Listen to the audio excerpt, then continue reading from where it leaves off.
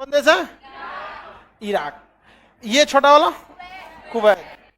Kuwait जो है ना वो गहराई पर है, अगर ज्योग्राफिकली देखेंगे तो कुवैत का है नीचे और इराक थोड़ा सा क्या है ऊपर। अगर कुवैत अपना तेल निकालना चालू किया ना तो इराक का अपने से डगर के चल जाएगा इधर। ज्योग्राफिकली बनावट इस टाइप का। तो इराक ने कुवैत से कहा कि तुम्हें जितना तेल की जरूरत है हमसे ले लो, जितना बेचना चाहते हो हमसे ले लो, लेकिन तुम मत निकालो। बात तो गलत क्या बोला था, कुवैत को भी तो फायदा ही है, निकालने में जो खर्चा लगेगा वो जितना सीधे बोल दे देगा, इराक को भी फायदा। इराक ससुरा क्या किया ना, इसको तेल देते रहा। इराक बड़ा देश है, इसको चलाने में ज्यादा खर्चा लगता है, जितना बड़ा देश उसका रनिंग कॉस्ट उतना ज्यादा आएगा। इराक कई बार कुवैत से क्या लिया था, कर्जा लिया था। अब कर्जा वो चुकाना नहीं चाहता था, इसलिए दोनों के बीच में ना झड़प चालू हो गई। और इराक क्योंकि बड़ा देश था, कुवैत जो था अपना पैसा मांगने लगा। इराक इसको धमकी दिया। सद्दाम हुसैन यहाँ के कौन थे, सेनापति था, बाद में राष्ट्रपति बन गया। सेनापति हटा, राष्ट्रपति प्रधानमंत्री को मार के खुद ही राजा बन।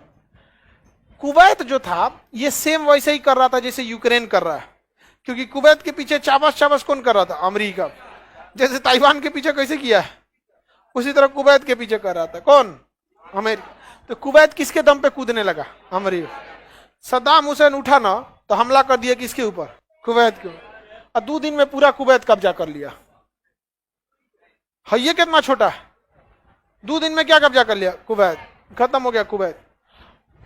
कुवैत चिल्लाने लगा अमेरिका से, बचाओ हमको बचाओ। अमेरिका कहा कि अभी तुम हमको क्या समझे, इतिहास पढ़ो जाओ खान सर के पास फाउंडेशन, तब समझ में आया। अंग्रेजों की एक पॉलिसी है, 2 देश को लड़वाएंगे, एक को पहले कंप्लीट बर्बाद करेंगे तब उन्हें बचाने आएंगे, क्योंकि बर्बाद करेंगे तो दवाई अपने बेचेंगे, समझ में आ गया कि नहीं आ गया, हथियार भी अपने बेचेंगे, समझ में आ गया कि नहीं आ गया।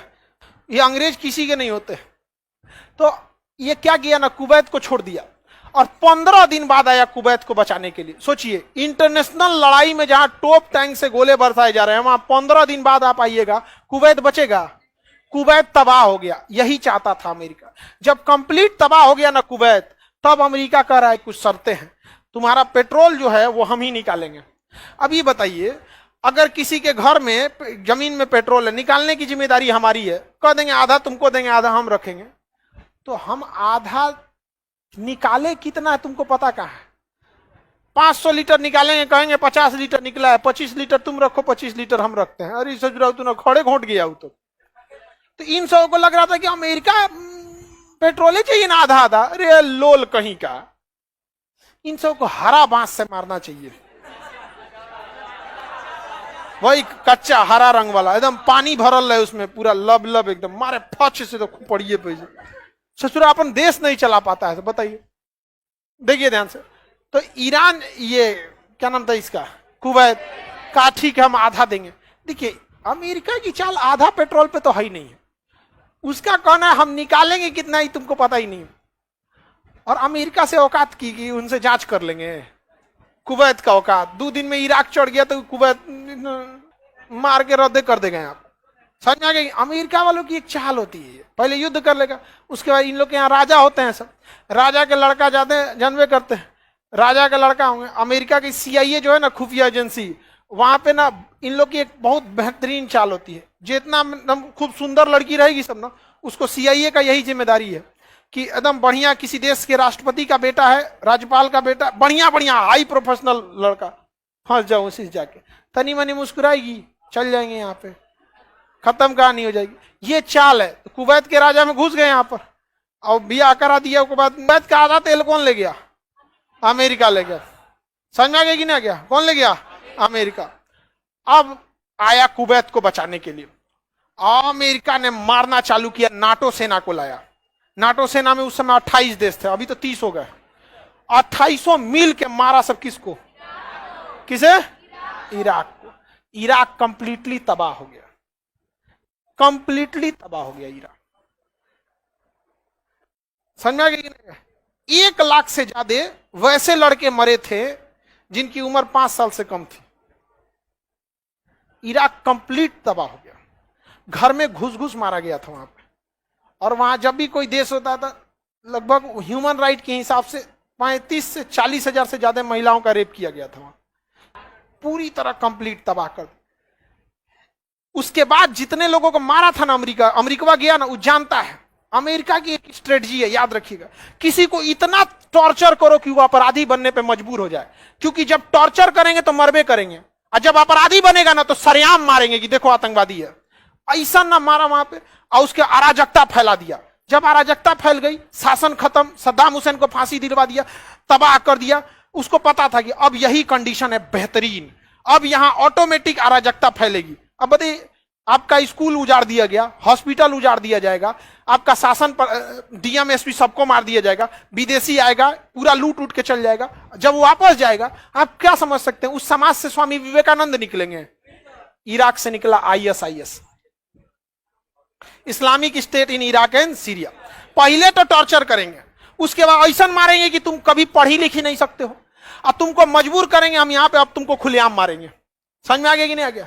इससे लॉस भारत को हुआ। भारत का इराक में और कुवैत में बहुत बेहतरीन रोजगार था, हमारा रोजगार चला गया। दुनिया से हमको मतलब नहीं, हमको हमारे देश से मतलब। हमें सस्ता पेट्रोल मिलता था, हम वहां पे अपना सामान बेच सकते थे। अभी वो अमेरिका बेचता है, वहां हम लोग का सामान हमने अपने मनपसंद सरकार बना लिया वहां पर। वहां के बाद जब आईएसआईएस आतंकवादी आए सब ना, तो अमेरिका दूर बैठल है, हम लोग पास में हैं। सोचो हम लोग को इनसे खतरा हो गया। अब कुवैत को कहता है कि तुमको अब खतरा है, अब हमसे हथियार खरीदो। अब कुवैत की पूरी एयरफोर्स कौन दिया है? अमेरिका। समझ में आ गया नहीं?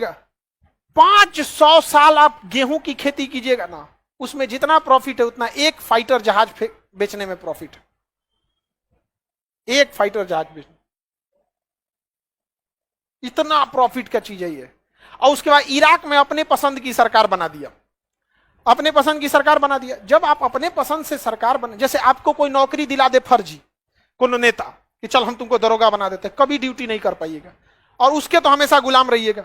फट दे जांच कराएगा, निकल जाएंगे आप। तो अपने पसंद का क्या बना दिया सरकार, और कहा कि आधा तेल हम रखेंगे, और तुम्हारी एयरफोर्स को मतलब हमसे जहाज खरीदो। जहाज अपने बेचा, सामान अपने बेचा, तेल अपने बेचा, सरकार अपने बनाया, लोग को वहां मारा, फिर आतंकवादी बनाया खुद। आईएसआईएस को किसने पैदा किया? अमेरिका। तालिबान को किसने पैदा किया? अमेरिका। अलकायदा को? अमेरिका। सब किसने चालू किया? अमेरिका। पाकिस्तान को कौन पैदा किया? ब्रिटेन। ब्रिटेन अमेरिका दोनों मिलकर पैदा किया सब यहां पर। और इसको लगता है कि अपने बाप का है ये, इसको ब्रिटेन का नहीं समझ आया, तबाह हो गया। आज इराक क्या हो गया? तबाह हो गया। हमें इराक से बहस नहीं है, लेकिन एक बात बताइए, हमारे अगल बगल में जिन देशों से हमको फायदा हो रहा है वो सब तबाह होते जाएंगे तो हमारा कौन सी बचेगा? कुछ अमेरिका से थोड़ी ना कुछ कर सकते। अभी भारत से कह रहा है कि रूस से तेल क्यों खरीद रहे हैं, बताइए। भारत कह दिया कि हमको दे दीजिए इतने रेट पे, शांति होगा। भारत बहुत होशियार है, अमेरिका अगर दे देगा ना उतने रेट पे, तो भारत क्या करेगा? तुरंत रूस को कहेगा कि 2 रुपया कम कर दो, ताकि हम तुमसे भी खरीदते रहे, उससे भी खरीदते रहे। जहां ही 2 रुपया कम करे, 1.5 रुपया और कम कर दो। समझ में आ गया? एकदम सही। बहुत गरियाता है सब किसको? भारत का। समझ में आ गया कि नहीं? और भारत को तबाह कर दिया रहता अगर अटल बिहारी वाजपेयी ने परमाणु परीक्षण नहीं किए रहते, तबाह कर दिया रहता। यहाँ पे अटल बिहारी वाजपेयी, एपीजे अब्दुल कलाम, वो बात लीक नहीं हो पाया, वरना तो इंदिरा गांधी ने भी परमाणु बम बना लिया था। बनाने को तो सबसे पहले इंदिरा गांधी बनाई, बट ये लीक हो गया था। अटल बिहारी वाजपेयी को इसी बात का डर था कि बात लीक ना हो, तो एपीजे अब्दुल कलाम भी एक बार फंसा। भाई हर इंसान को देश की जिम्मेदारी लेंगे तो हल्का सा डर तो सबको रहता। तो अटल बिहारी वाजपेयी से कहें कि सर ये परमाणु प्रोग्राम कहीं लीक तो नहीं ना हो जाएगा? तो अटल बिहारी वाजपेयी ने कहा कि लीक कैसे होगा, हम ही दोनों जानते हैं, हम दोनों कुंवारे हैं।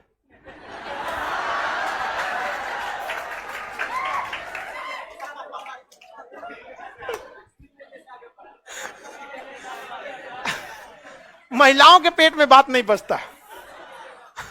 वो कहेंगे हम बताएंगे क्या करा को। हाँ तो बहुत दोनों बदी नहीं बात। 2 दिन बाद पता चला था अमेरिका को।